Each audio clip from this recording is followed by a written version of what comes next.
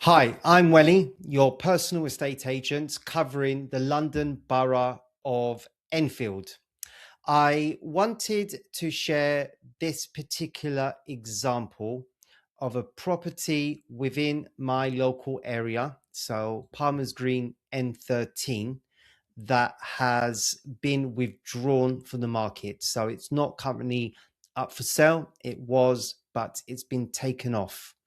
And the reason why I wanted to share this particular example, there are many other examples that I could have shared and will share, is a very common practice committed by many different estate agents. Hence why I've blurred the estate agents out in this particular example, because it's not throwing shade at any one agent. As I've mentioned, this is a practice that is all too common across the board, that homeowners are blissfully unaware of, and it's costing them both time and money. As a homeowner, like with any professional, when you're instructing an estate agent, you believe that they are doing their best for you and they know best, and you're essentially guided by them. And what I hear in terms of objections all too often is that as a homeowner, you believe that you're likely to be better off with one of these high street estate agents as opposed to a personal agent like me, just because they have a premises on the high street and they have been established for a lot longer than me. Remember, my business might be new, but I'm not new to estate agency. Okay. And I'm going to prove using this particular example of what I mean by traditional estate agents costing homeowners both time and money, and a practice that occurs every single day, even today. So let's go back to the very beginning and look at the launch price. So this is where the first error was committed. Launching at 625,000.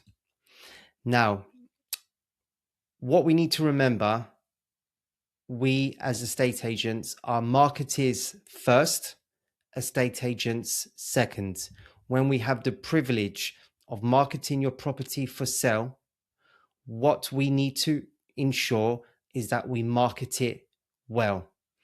And marketing is all about putting your property in front of as many eyeballs as is feasibly possible. And there's a variety of ways that you can do that. One of which, and the most effective way, is absolutely having a well researched and considered pricing strategy. So, as I mentioned, this property was first launched at 625,000. When a buyer, and again, you can have a look at this yourself, just to test and validate everything that I'm going to share with you in this video. As a buyer, when you're searching on one of the property portals, whether it's Rightmove, in this example, Zoopla, or on the market, and incidentally, all of my properties are advertised across all of those portals. So all three of the big portals I advertise across. You obviously search for the area that you're wanting to search in, perhaps search radius, the type of property that you're searching for, and bedrooms. The other is the price. Surprise, surprise. And the way the property portals work is they have a minimum and maximum price banding. So at this particular level, so it goes up in 50,000 increments. So it goes 600, 650,000, and then 700,000. And where possible, and remember, this is marketing, where possible, you should align your price with one of the portal minimum, maximum bandings, because Rightmove research shows that properties that do so receive 16% on average more views than properties that don't.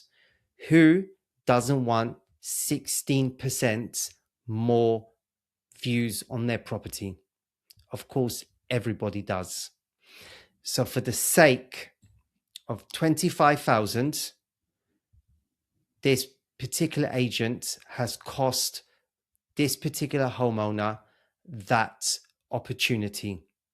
Now, let's say, for instance, the agent believes that the property is worth in and around 625, so 625,000. There are a couple of options available to that agent in order to get to this particular figure, whilst keeping to the principles of the price bandings that I've mentioned. Now, that principle is using what is called a price qualifier. There are two price qualifiers available. One price qualifier that they could have gone with, pricing it at 600,000, is a guide price. So they could have introduced this with a guide price of 600,000 to 625,000, or they could have gone offers in excess of 600,000. Okay. Unfortunately, they didn't. So let's move on to the second error. The second error is how long they waited to reduce the property. Now, it shouldn't take more than 3 or 4 weeks to gauge the activity and the interest at the price that you've launched. If you're not getting the traction, if you're not getting enough viewings, if you haven't received any offers within the first few weeks of coming to market, then evidently you are overpriced for that particular and current market. And what you should do is act decisively with your reduction.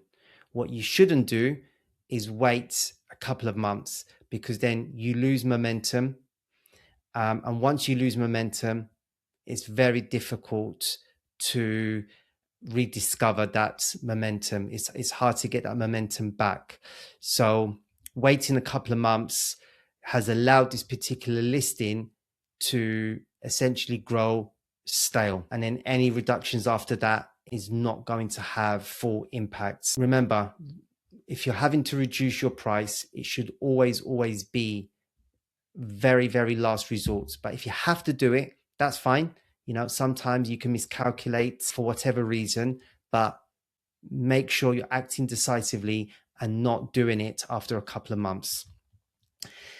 The next error is, if you're going to reduce, there are two rules. Okay, there are two rules. One is you should always reduce by 2% or more. Now, on this occasion, they have reduced by 2% or more. And the reason why you should reduce by 2% or more is, just like when a new property comes to market that meets your search criteria, you are alerted by email to say, this property has just come on the market that meets your search criteria. The same can be said for properties that are reduced in price. So it's vitally important that it's reduced by 2% or more. Now, the fact that it was means that anyone with a search criteria with that fits this particular property will be alerted. But two things here. Number one, the price. I mean, 609,995. We are not selling cars.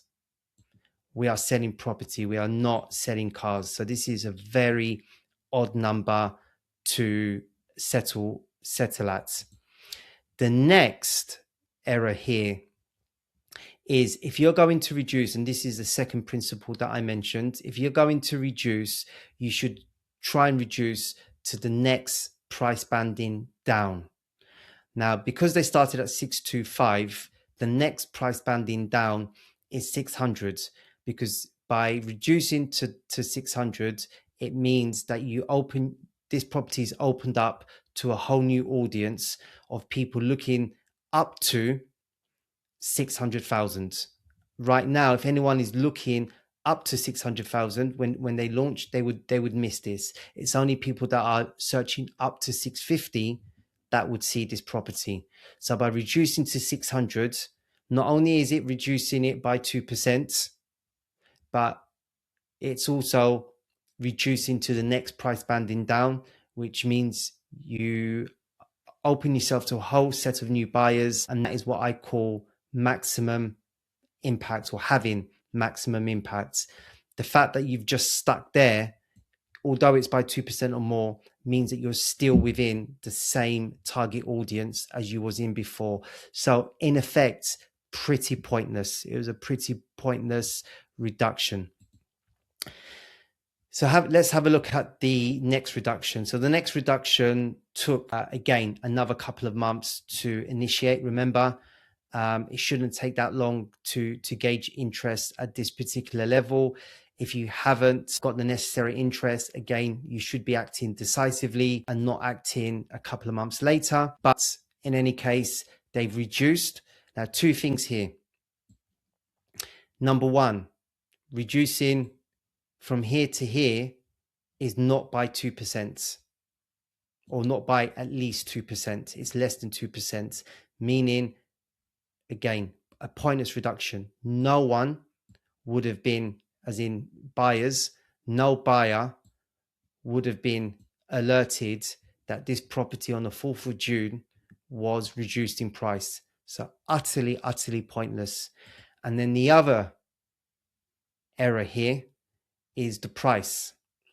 Now, remember the price bandings and the increments. So at this level, it goes up by 50.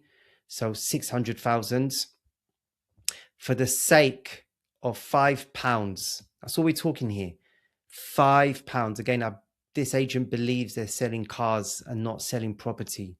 For the sake of £5, they could have listed it at 600,000, because what happens here is when you search on the portals, the default search, again, give this a go on to Rightmove, is the default search is by highest price. So if the fact that it's been reduced to this level, if you're searching up to 600,000, the properties that will show you first is those that are priced at 600,000, meaning you're going to have to scroll down a bit in order to get to this property. So for the sake of £5, the agent could have kept this particular property at the top of the page, but unfortunately they didn't.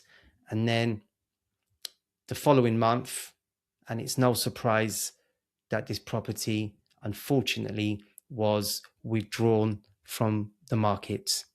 I hope you found that useful and of interest. If you have any questions as a homeowner, please do not hesitate to reach out to me.